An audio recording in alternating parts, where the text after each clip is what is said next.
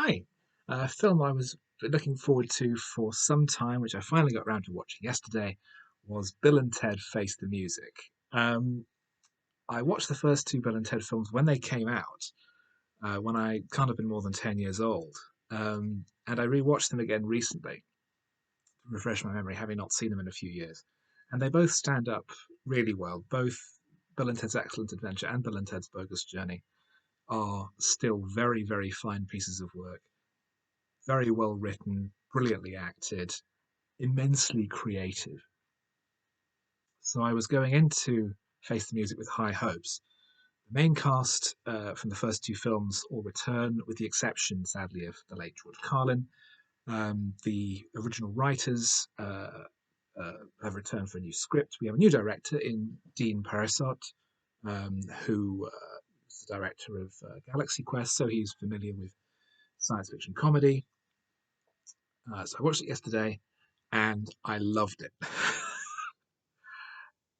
So much so, in fact, that in talking to a friend about it, I compared it to Fury Road, in that it took a gap of decades since the previous installments in the series, and the involvement of the original cast and the original, well, not original cast in the case of Fury Road, but the original creative team to produce something which is by far the richest, most thoughtful, most engaging installment in the whole series. It's the best Bill and Ted film, I think, by a huge margin. The film picks up 25 years later, after the worldwide concert at the end of Bogus Journey, while Stallions became famous, but they didn't succeed in uniting the world through song as had been hoped to bring about global peace and utopia. Instead, they simply carried on plugging away at increasingly unsuccessful albums, and now they've reached the point where at the wedding of Ted's younger brother Deacon, they're playing bagpipe solos and throat singing and anything to try and find what this piece of music is that will bring the world together. At which point they're informed that they they run out of time and they have less than 90 minutes before they have to perform this song, or the universe will be destroyed.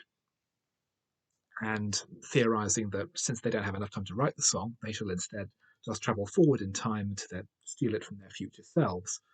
So we have several overlapping narratives of Bill and Ted traveling further and further into the future and meeting older and older versions of themselves, whilst also their grown daughters, Billy and Thea, who are very similar to their fathers, are trying to get the band back together by traveling through history and bringing together some of the greatest musicians of all time, most notably Jimi Hendrix, Louis Armstrong, and Mozart.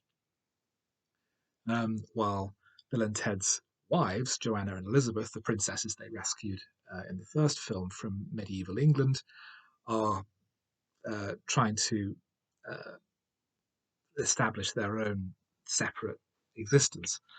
There's a lot going on in this film. So there is time travel, there is journeys throughout the cosmos. We have sequences where the characters go back to hell. Um, Ted's father returns and is finally convinced of the value of what Ted does. The band comes back together. Death returns, still played by William Sadler, basically looking exactly the same. Um,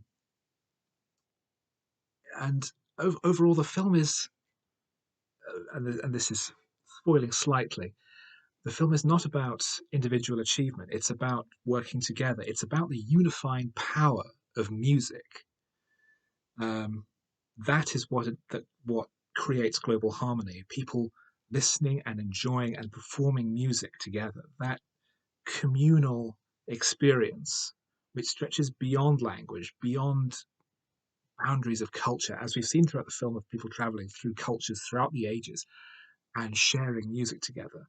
It's quite cleverly seeded throughout the film and handing off to new generations and re-establishing friendships and not letting little things get in the way of the importance of uh, universal friendship and literally building the utopia that we see in the far future in the previous films. and throw all that in on top of a killer robot called Dennis, played by Anthony Carrigan, who from the comedy series Barry, and nearly a dozen other elements, and fantastic performances. Keanu Reeves and Alex Winter slip back into their characters as if they've never been away. It is a bit of an oddity seeing Keanu Reeves playing Bill again after we're so used to seeing him in action pictures and rarely playing full bore comedy. Um, I thought Samara Weaving and Brigette Lundy-Paine as their daughters were both superb. Um, the supporting cast are excellent. The various actors playing the musical figures are excellent. I mean, you even have someone who does a possible Louis Armstrong impression without it looking like a caricature. Um, but the sheer density of the material, they've clearly been working on this film for a very long time. So it's barely 90 minutes, and yet it is absolutely packed. But on top of that, it never feels rushed. It's fast paced, but not frenetic. It's funny, it's warm, it's surprisingly cleverly written and complex. It's emotional, it's about something, and yet it's not doesn't forget to have silly jokes like a SWAT van that goes to hell along with all the other characters because it was shot at the same time.